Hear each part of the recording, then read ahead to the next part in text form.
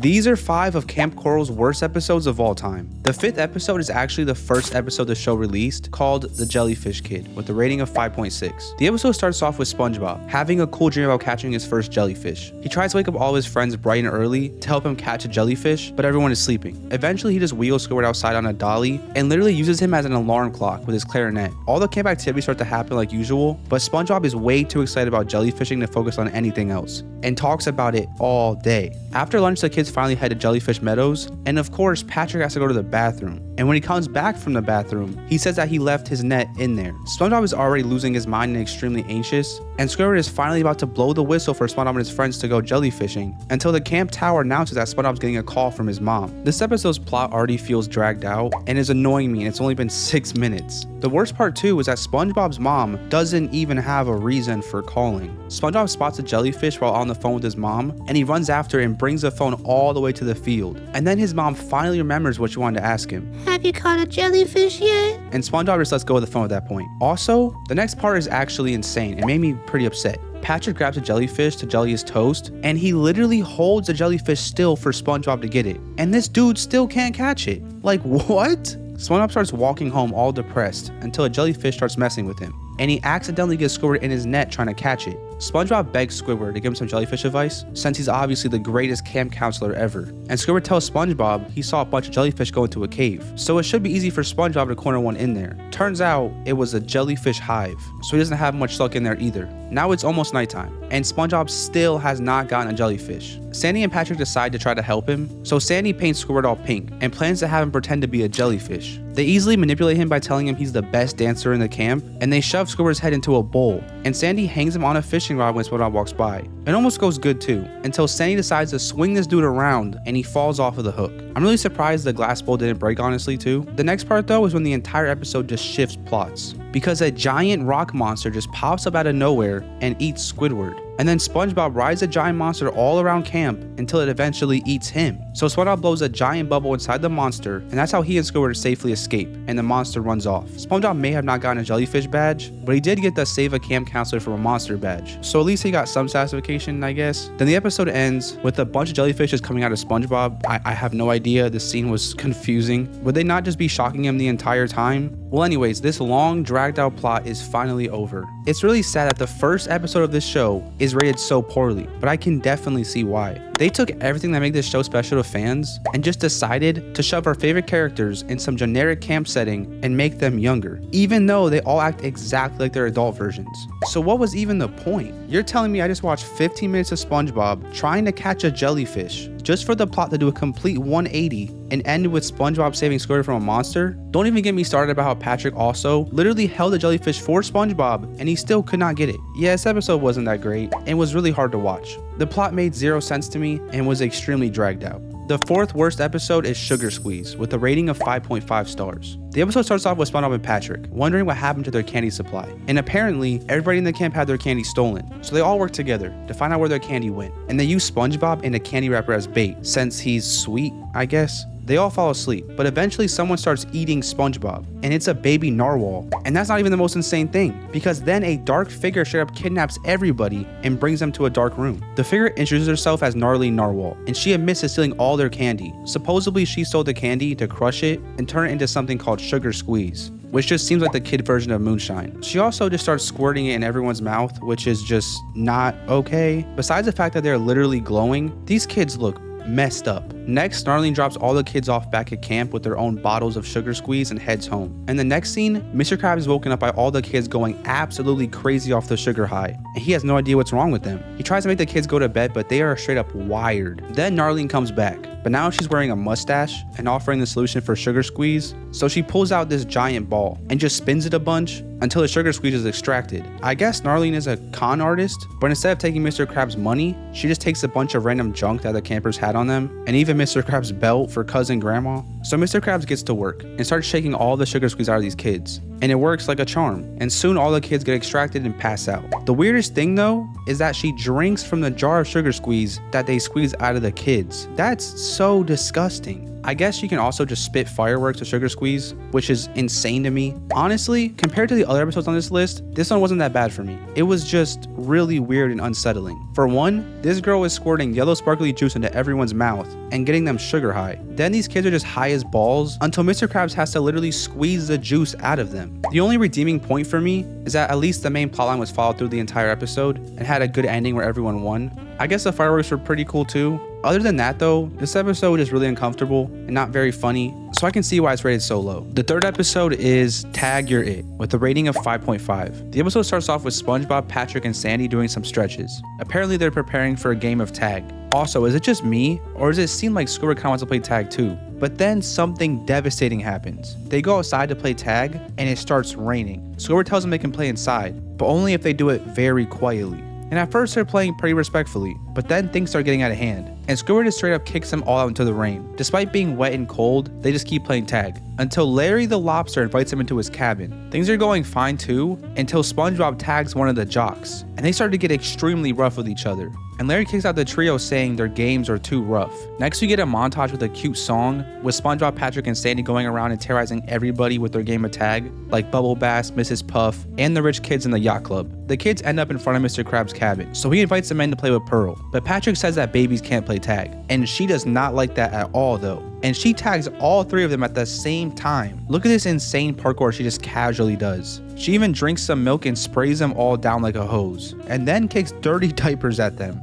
Evil Pearl is a menace. Mr. Krabs has had enough of these kids though, so he brings them to Squidward and demands that he plays tag with them to keep them occupied. SpongeBob tags Squidward, and this is when he finally admits that he's wanted to play tag all along, but hasn't because I never asked him. Except they literally don't care and just decide to go swimming since the rain stopped. Then the episode ends with Squidward tagging Mr. Krabs and running away. Okay, so this episode was just extremely boring. The plot was literally just a game of tag. There was no stakes, no reason to watch to the end, just some kids wanting to play tag and kept playing tag in different places. This episode probably would have been a lot better if they just played tag with Squidward at the end, but of course, they always gotta torture this man somehow. I really don't got anything else to say about this episode, besides that it was extremely bland, and also it kind of just speaks for itself. It was just tag. The second episode is 5 times the fun, with a rating of 5.4 stars. The episode starts off and the gang is all riding some canoes in the river, and Sandy has some insane canoe tricks. I don't even know where she learned to do that. She's like 4. SpongeBob and Squidward barely make it out of the canoe alive, but something is wrong. No one knows where Patrick is. These guys are horrible friends. They know Patrick is dumb as rocks, and they didn't even help this man make it into a canoe. He's literally just floating down this intense river, smashing against all the rocks until something wild happens. Patrick goes through a literal cheese grater and gigantic saw. Hold on. I thought this was supposed to be like the kid-friendly version of SpongeBob, but there's literally just as much brutal torture as regular SpongeBob, so I don't really get it. And I never can really understand why they think torture is so funny, because it's really not. Anyways, SpongeBob rushes to save Patrick before he crashes down the waterfall, but he's literally just a head now.